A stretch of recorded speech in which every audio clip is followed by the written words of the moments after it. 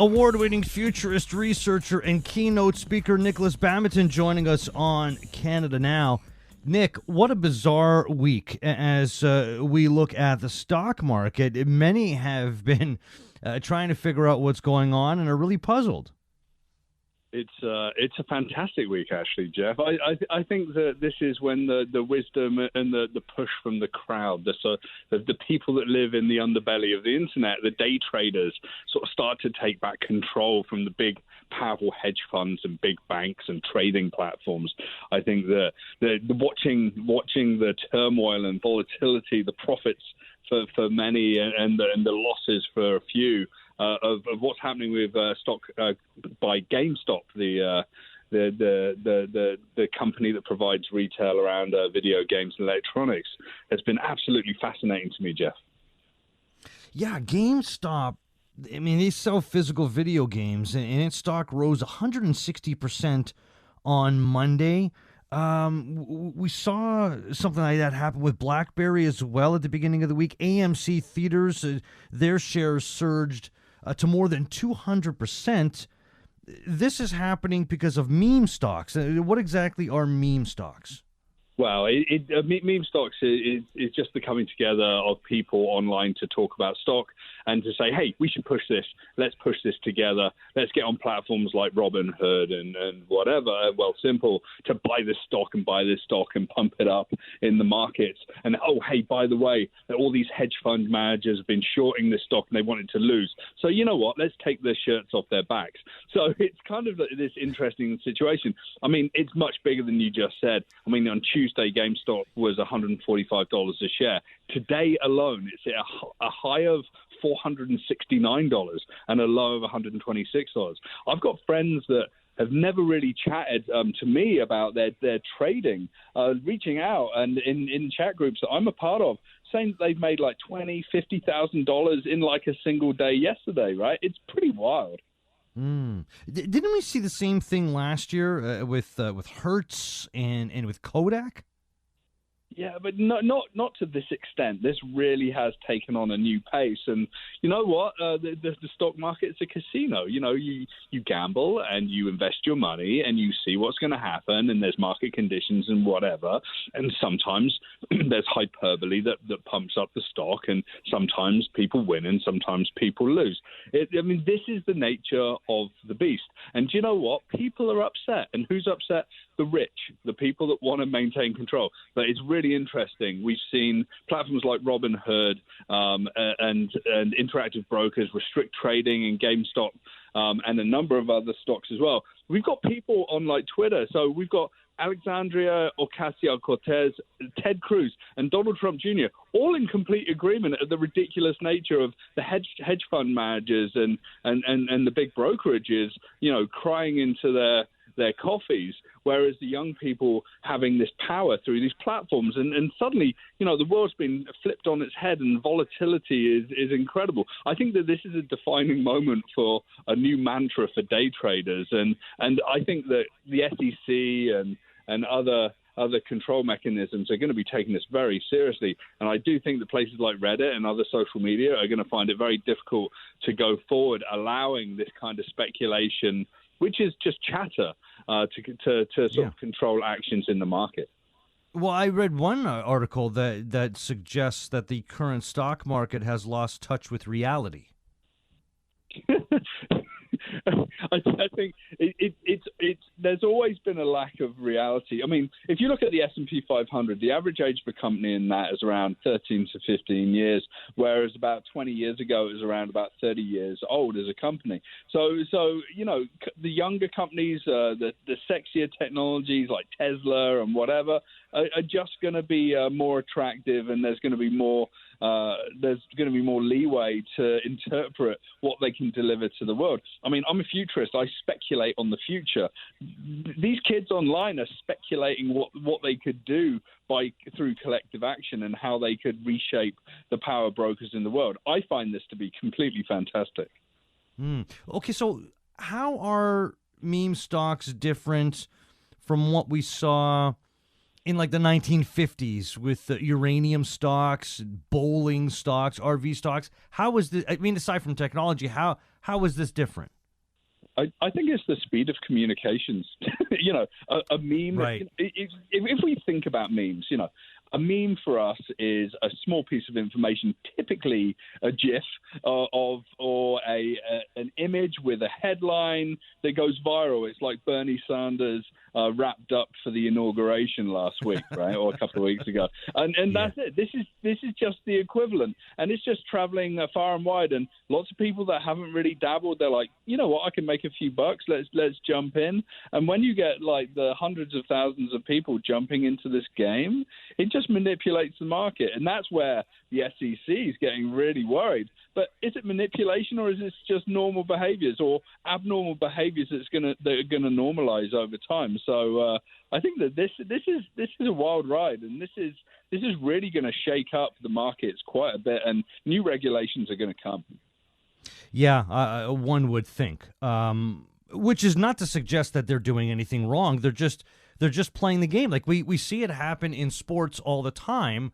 Like I remember in the early 80s, Nick, in hockey, the Edmonton Oilers were tearing it up, and there was a rule in place that, if one team got penalized, they would lose a man on the ice. If they got penalized again, they would lose another guy. And if you keep getting penalized, you just keep losing players on the ice.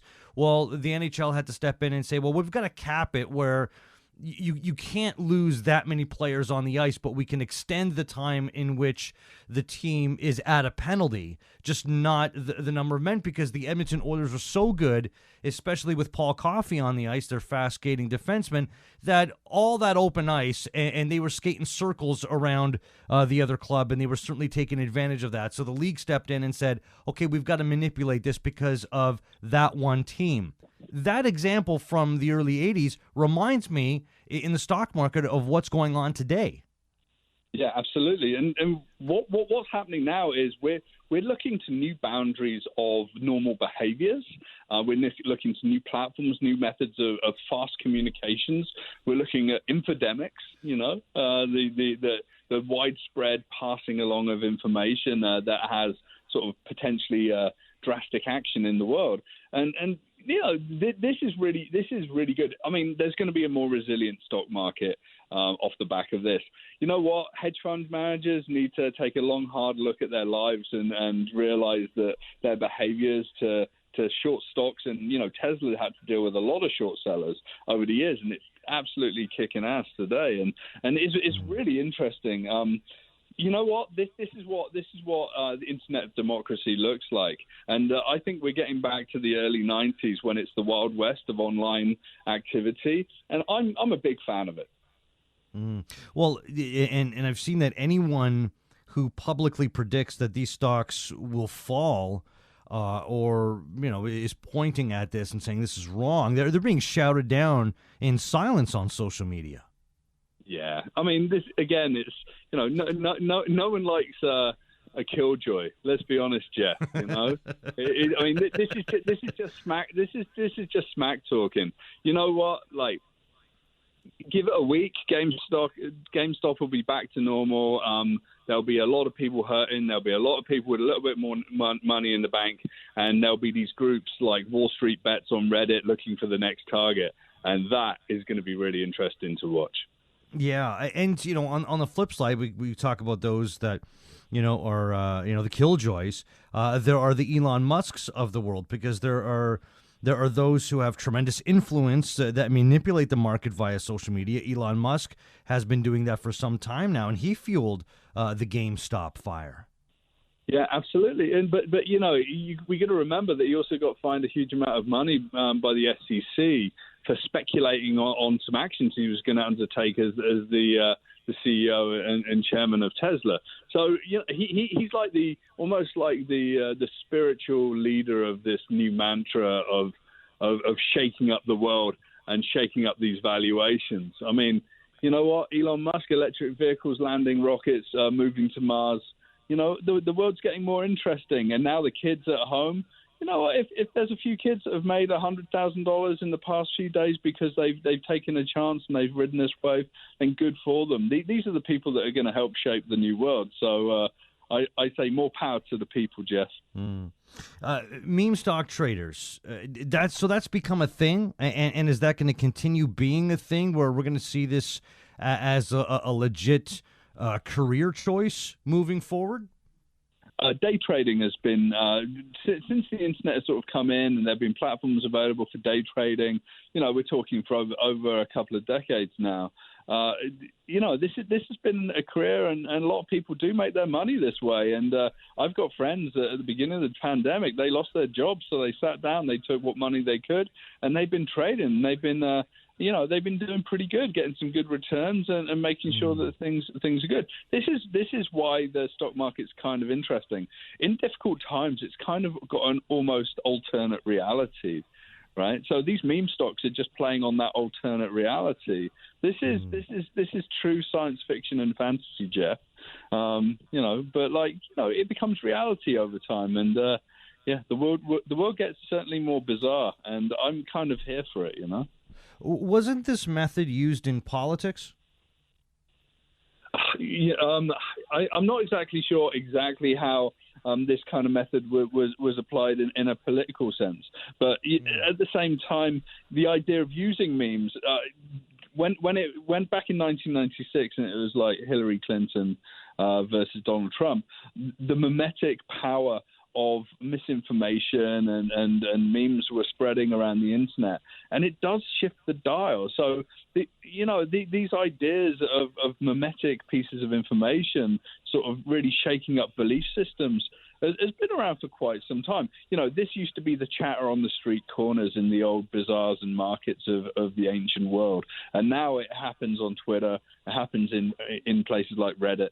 And it's just a reality that we have to get used to. And you know, memes are being used in advertising. They're being used in business. They're being used in ways that we haven't imagined they've been used. Influencers jump on board. You know what? It truly is the Wild West. And I think that any company that's sort of left behind by all of this is going to be left behind in the markets as well. Well, check out NikolasBadminton.com. Futurist researcher, keynote speaker Nick Badminton. Nick, appreciate this. We'll talk again next week. It's a wild world, Jeff, and I'm here for it. Take care. Bye-bye. Thank you. And glad we get to talk to you about it.